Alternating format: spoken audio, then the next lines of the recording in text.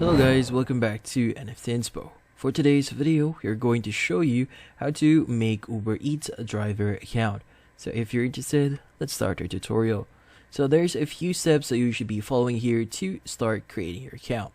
Now, one of the first steps that you should be doing here is to download the Uber driver app from the App Store or Google Play.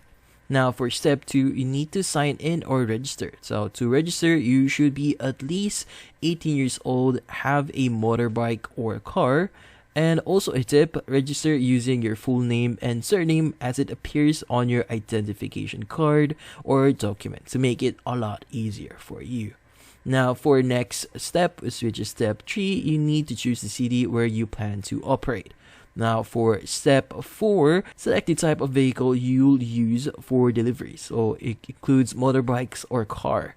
Now, for step 5, upload the necessary personal documents. Step 6, complete the safety screening, a crucial step to become a delivery driver for Uber Eats. So instructions for scheduling your safety screening can be found in the document requirements. Step 7, upload your motorpark or car documents to include the vehicle in your profile.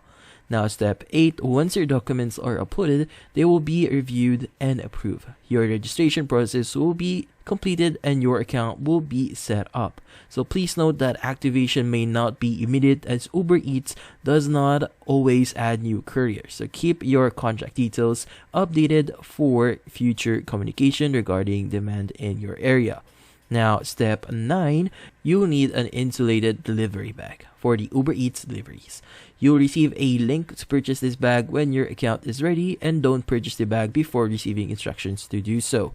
Now, for step 10, after obtaining your delivery bag, your account will be fully activated within 24 to 48 hours, and you'll then be ready to receive orders and start earning.